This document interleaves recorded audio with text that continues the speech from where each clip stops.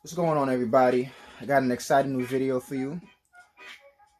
I'm actually gonna make a couple of these videos and make it a series and see how it turns out. I'm gonna see how popular it gets and how interested people get into it. So the idea actually came from my homegirl because she'd be telling me I be having 1,001 stories, and when I live everyday life, something that happens in that day or just by me hanging out with my friends whenever I do, something that I see on in a movie with them or something that we see on TV always reminds me of a time where I've been through something, or some it reminds me of something that I experienced, and like I said, my homegirl be telling me I be having 1,001 stories, so I should really do a story time. I never did one before.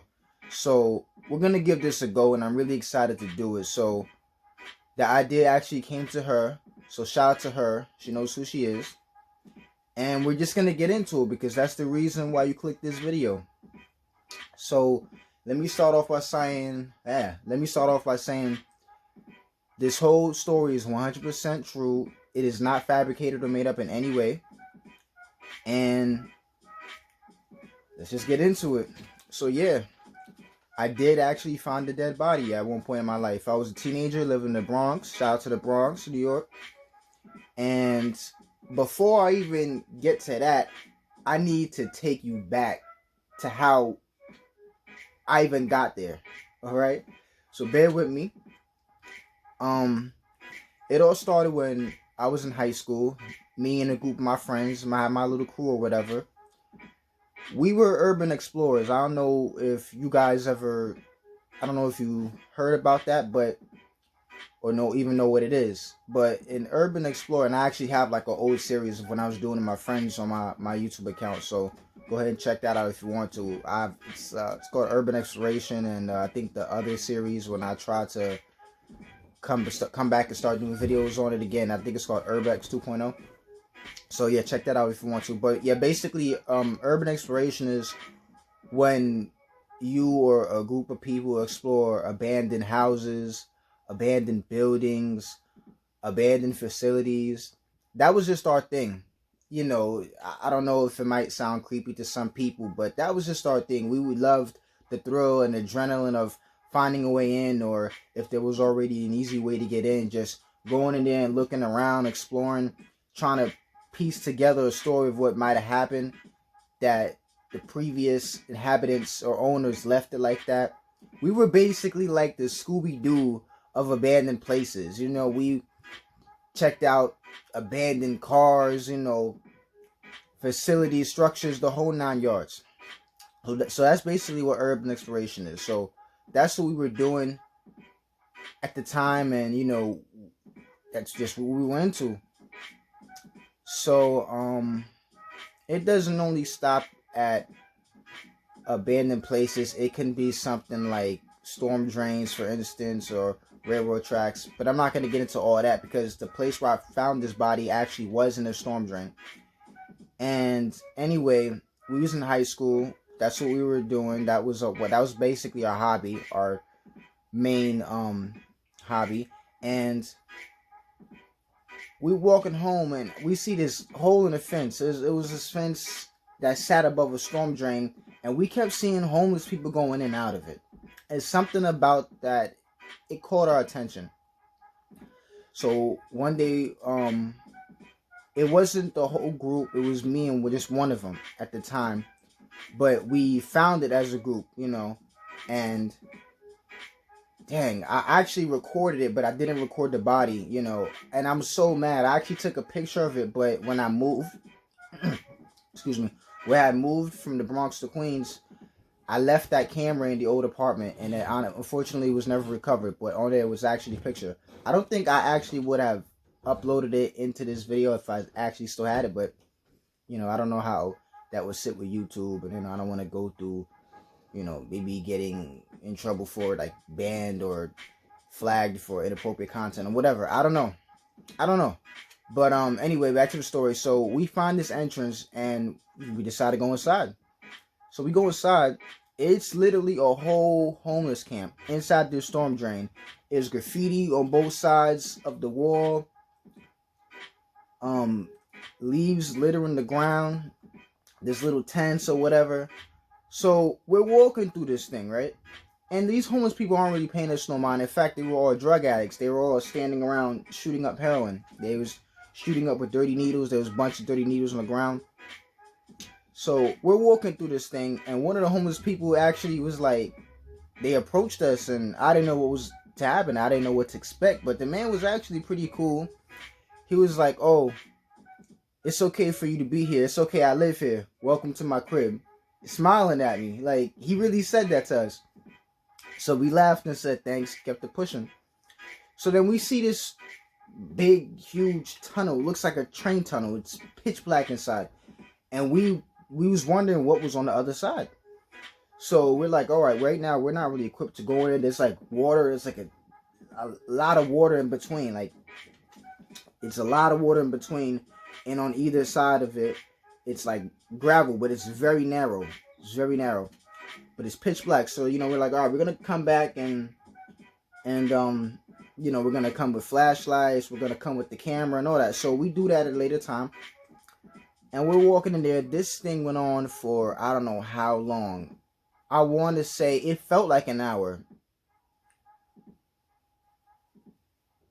It felt like an hour by the time we actually got to the other side of that tunnel, that storm drain. And that thing went on for a while. But we actually had started at the end of the storm drain, way before we got to the tunnel, just to see what was over there. Led to a dead end. Then we walked back and went into the tunnel. So we're looking in the tunnel. It's creepy as hell in there. It's creepy as hell in there. There was like these like little they're not a ditch, but they were like these little indentations at every so often as you walk inside, like through the tunnel. And it always looked like somebody was hiding there that was gonna jump out and try to grab you. So every time we came to them, we're like, you know, before we pass it, because you have to pass them. I don't know why they were there. But yeah, so we're walking through this thing. Crap load of water in the middle. And we're literally walking on this narrow strip of gravel, because that's the only part where there wasn't any water. And that we didn't want to, you know, you could actually trek along. You didn't have to trek through any water or anything like that or get your feet wet. A lot of graffiti inside, and it's really interesting. The graffiti had weird messages. A lot of them had weird messages, mainly about the world and weird tag names. You know, I guess you could say that were unique, but I don't know. I guess the vandalizers or whoever, the graffiti artists, whatever you want to call them, I guess they tried to make it seem more creepy, because it was some weird messages, and unfortunately this was years ago, so I don't remember what they said. But I remember it was random interesting quotes about the world and life and people in general. Mainly people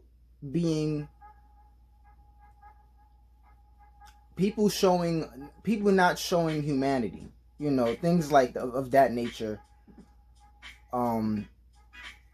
Debatable sayings, you know, things like that. So at the time, it's my buddy and I, you know, my man's, he's talking to me. I remember this moment. He's talking to me, and I was never the person to panic or, you know, scare easily. You know, I'm very naturally a calm person. So I look, and I didn't shake or freak out or anything. I'm shining my light because I see something big in the water. It's literally a body. It's honestly a skeleton, and he's still wearing his clothes. He's lying face down in the water. He's got on boots. You can see the bones of his legs. He has on pants, a shirt, and I'm trying to remember if he had a hat on or not. I think it was like a skelly hat. And you can see this man's like parts of his skeleton body that was exposed, like under the shirt, his ankles, his neck, some of his face. You can see it, and it's literally a skeleton. So as soon as I discovered that, I said to my friend, I said, "There's a dead body over there." That's exactly how I said it too. I was calm. I was shining my light on, and I was like, "There's a dead body over there." So he looks and he's like, "Where?" And he starts. He loses it for a second. He loses his cool for a second. He goes, "Oh shit, yo, hold me, hold me." So I grab him. And I kind of press him, back him against the wall a little more. We're already against it, but I kind of press him against the wall with his back towards it. He's wide-eyed, still looking at it. And I'm like, "Yo, I got you. You're all right. I got you." And then he tells me when he first saw it, it was so unexpected. He never seen something like that in real life. He thought he was going to fall into it, you know? The heat of the moment type of things, you know? So inside that storm drain, it was too dark for it to show on video.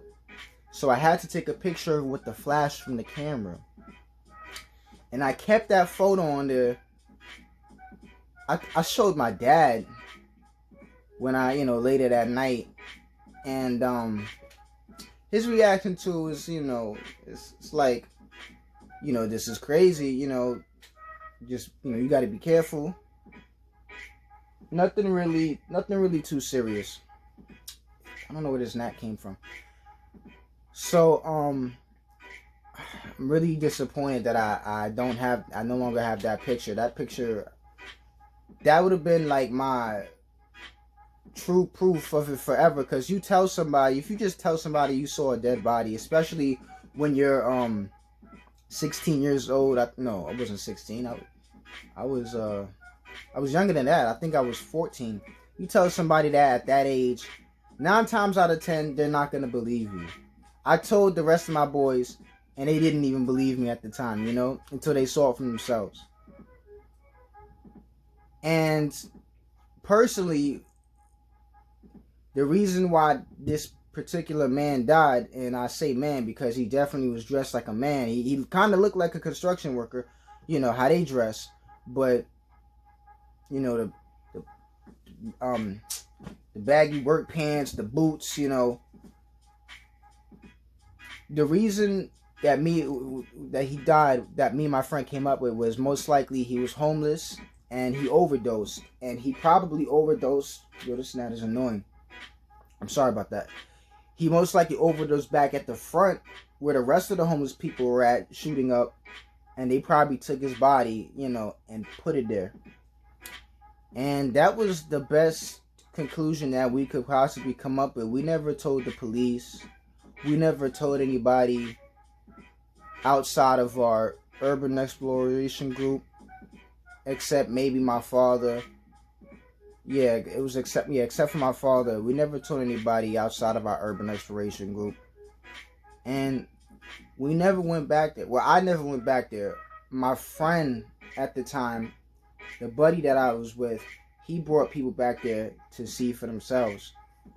Like just once only. And that was it.